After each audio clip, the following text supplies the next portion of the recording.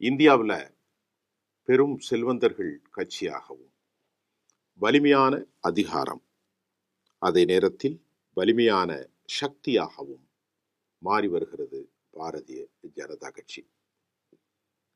தேர்தல் பத்திரங்கள் சில மாதங்கள் ஆண்டுகளுக்கு முன்பு இந்தியாவில் ரொம்ப அதிகமான தேர்தல் வசூல்கள் செய்த பாரதிய ஜனதா நாட்டில் முதன் கட்சியாக பலாயிரக்கணக்கான கோடி ரூபாய்களை 6000 கோடி என்ற அளவிற்கான அவர்கள் நன்கொடை பெற்று பெரும் அதிர்ச்சி ஏற்படுத்தியிருந்தது. இரண்டாம் நிலையிலான காங்கிரஸ் சில 100 கோடிகள் மட்டும்தான் பெற முடிந்தது. தற்போது தேர்தல் பத்திரங்கள் ரத்து செய்யப்பட்ட நிலையில் 3112 கோடி பாரதிய ஜனதா வசூல் செய்திருப்பதும் மொத்த இந்திய வசூலில் அது 82% வசூல், அதாவது நன்கொடைகளை பாரதிய ஜனதா பெற்றிருப்பது ஆணையம் வெளியிட்ட அறிக்கையில் பரபரப்பான தகவல்கள் வெளியாகி அதிர்ச்சிக்கு உள்ளாகியிருக்கிறது. தேர்தல் பத்திரங்கள் ரத்து செய்யப்பட்ட நிலையில் தேர்தல் அறக்கட்டளைகள் மூலம் அரசியல் கட்சிகளுக்கு வழங்கப்பட்ட நிதியில் ஒட்டுமொத்த நிதியில் 82% பாஜக வசமாகி இருக்கிறது. அதாவது 100 ரூபாய் ஒட்டுமொத்தமாக எல்லா அரசியல் கட்சிகளுக்கும் வந்திருக்கிறது என்று வைத்துக் கொள்ளுங்கள். அவற்றில் 82 ரூபாயை பாஜக மட்டும் பெற்றிருக்கிறது. பலாயிரம் கோடிக்கணக்கான ரூபாயில் 82% பாஜக தன் வசமாக்கி இருக்கிறது. அரசியல் கட்சிகளுக்கு நன்கொடை வழங்குவதற்காக அறிமுகப்படுத்தப்பட்ட எலக்டோரல் பாண்ட் பத்திர திட்டத்தை உச்ச நீதிமன்றம் 2024 ஆண்டு ரத்து செய்தது. அந்த திட்டம் அரசியலமைப்பு சட்டத்திற்கு எதிரானது என்று கூறி தடை விதிக்கப்பட்டதை தொடர்ந்துதான் தற்போது செக் மூலமாக, அதாவது தற்போதைய நிலையில் காசோலைகள் மற்றும் இணைய வழி பரிவர்த்தனைகள் மூலம் மட்டுமே எந்த ஒரு நிறுவனங்களும் அரசியல் கட்சிகளுக்கு நிதியளிக்க முடியும் என்ற நிலை உருவாக்கப்பட்டது. இந்த தடை அமலுக்கு வந்த பிறகு முதல் நிதி ஆண்டாக 2024 கடந்த ஆண்டிலிருந்து 2025 ஒரு வருட காலத்தில் பதிவு செய்யப்பட்ட 9 தேர்தல் அறக்கட்டளைகள் மூலம் மொத்தம் 3811 கோடி ரூபாய் அரசியல் கட்சிகளுக்கு நன்கொடையாக வழங்கப்பட்டிருக்கிறது. கடந்த 2 ஆண்டுகளுக்கு முன்பு 2023-24 ஆண்டில் நிதியாண்டில் வழங்கப்பட்ட 1218 கோடி ரூபாயுடன் ஒப்பிடுகையில் இந்த தொகை 200% அதிகமாகும் என்றும் தேர்தல் ஆணையத்தின் அதிகாரிகள் தெரிவிக்கின்றார்கள். தேர்தல் ஆணையத்தில் தாக்கல் செய்யப்பட்ட அறிக்கையின்படி மொத்த நன்கொடையில் 4 பங்கு, அதாவது 5 ரூபாயில் 4 ரூபாயை மதிப்பீட்டின் அடிப்படையில் 182% ஆளும் பாரதிய ஜனதாவுக்கே சென்றுள்ளது. அந்த கட்சி 3112 கோடி ரூபாய் வசூலாக அவர்கள் கட்சிகள் நாடு முழுவதும் தொழிலதிபர்கள், அந்நிய பார்ட்னர்கள், எக்ஸ்போர்ட்டர்ஸ், இந்தியாவில் பிரபலமான தொழிலதிபர்கள் வரை அவர்களுக்கு 3112 கோடி ரூபாயை நன்கொடை கொடுத்திருக்கிறார்கள். இது ஓராண்டுகளில் நடந்தது மட்டும்தான். 24 இந்த 25 வரை பிரதான எதிர்க்கட்சியான காங்கிரசுக்கு வெறும் 299 கோடி ரூபாய் மட்டுமே கிடைத்துள்ளது. ஒட்டுமொத்தமாக இது 8% ஆகும். ஒட்டுமொத்த நிதியில் பாரதிய ஜனதா 82%, ஆனால் காங்கிரஸ் பெற்றதோ வெறும் 8%. மீதமுள்ள தொகை மற்ற கட்சிகளுக்கு அது பிரித்தளிக்கப்பட்டிருக்கிறது. அதிகபட்சமாக ப்ரூடன்ட் தேர்தல் அறக்கட்டளை மூலம் 2668 கோடி ரூபாய் நன்கொடை அளிக்கப்பட்டுள்ளது. இதில் 2180 கோடி ரூபாய் பாஜகவிற்கு கிடைத்துள்ளது.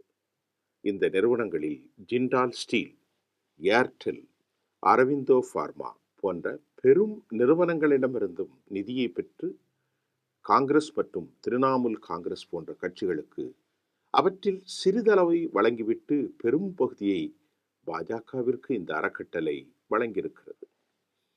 டாடா குழுமத்தை சார்ந்த நிறுவனங்களிடமிருந்தும் நிதியை பெறும், அதாவது புரோகிரஸில் தேர்தல் அறக்கட்டளை தனது மொத்த நன்கொடையான 914 கோடி ரூபாயில் 80% பாரதிய ஜனதாவுக்கு வழங்கியிருக்கிறது. Tata Sons, TCS, Tata Motors உள்ளிட்ட நிறுவனங்கள் இந்த அறக்கட்டளை மூலம் நிதி அளித்துள்ளன. மகேந்திர குழும நிறுவனங்களிடமிருந்து நிதியை பெற்று நியூ டெமோக்ராட்டிக்ஸ் அறக்கட்டளை திரட்டிய 160 கோடி ரூபாயில் 150 கோடி ரூபாய் பாஜகவுக்கே போயிருக்கிறது. அதேவேளை மும்பையைச் சேர்ந்த கேஇசி இன்டர்நேஷனல் நிறுவனம் ஜன் பிரகதி அறக்கட்டளை மூலம் வழங்கிய 1 கோடி ரூபாய் முழுவதும் உத்தவ் தாக்கரே தலைமையிலான சிவசேனா பிரிவுக்கு சென்றுள்ளது. தேர்தல் பாண்ட், எலக்டோரல் பாண்ட் மூலம் யார் நிதி அளித்தார்கள் என்பது இரகசியமாக இருந்த நிலையில் தேர்தல் அறக்கட்டளைகள் மூலம் வழங்கப்படும் நிதி விவரங்கள் வெளிப்படையானவை ஆகும்.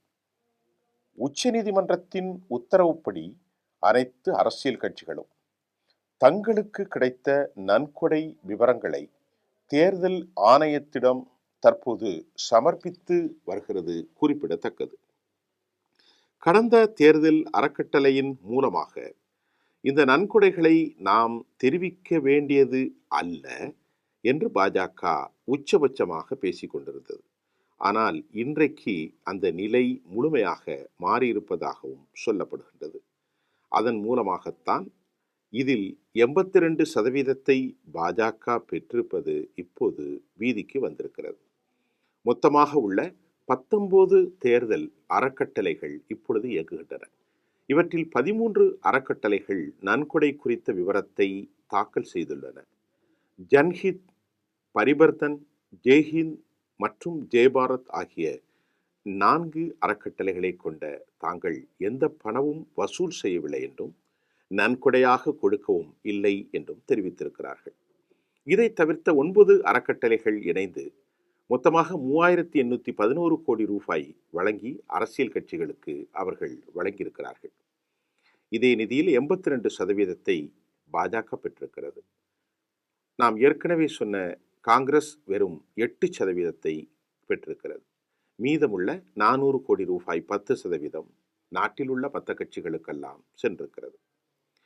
நாம் ஏற்கனவே சொன்னதை போன்று புரோகிரஸிங் தேர்தல் அறக்கட்டளையில் 915 கோடி ரூபாய் நன்கொடை வசூலித்த நிலையில் அவற்றில் 90%, அதாவது 757.52 கோடி ரூபாய் பாஜகவுக்கும் வெறும் 77 கோடி மட்டும் காங்கிரசுக்கும் வழங்கியிருக்கிறது.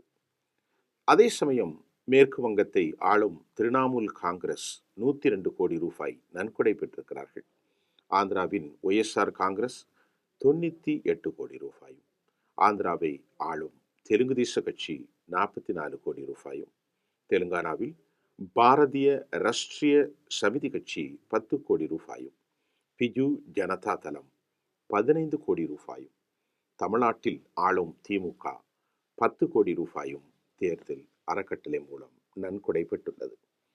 முந்தைய நிதியாண்டில், அதாவது 2023-24 ஆண்டில் பாஜக ஒரே வருஷத்தில் 3967 கோடியை, அதாவது கிட்டத்தட்ட 4000 கோடி ரூபாயை தன்னார்வ பங்களிப்பாக பெற்றது.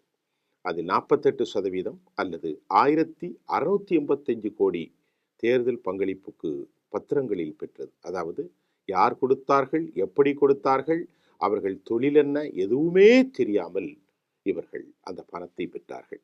தேர்தல் பத்திர திட்டம் அரசியல் அமைப்பிற்கு விரோதமானது என்று கூறி உச்ச நீதிமன்றம் 2024 அதை தடை செய்த பிறகும் பாஜக நாட்டில் மிக பெரும் செழிப்பு நிலையை வெற்றி மட்டுமல்ல, பணத்தை வெற்றிகரமாக வசூல் செய்வதிலும் அவர்கள் தொடர் வெற்றி அடைந்து வருகிறார்கள் என்பதே இந்த செய்தியின் பார்வையாகும். நன்றி.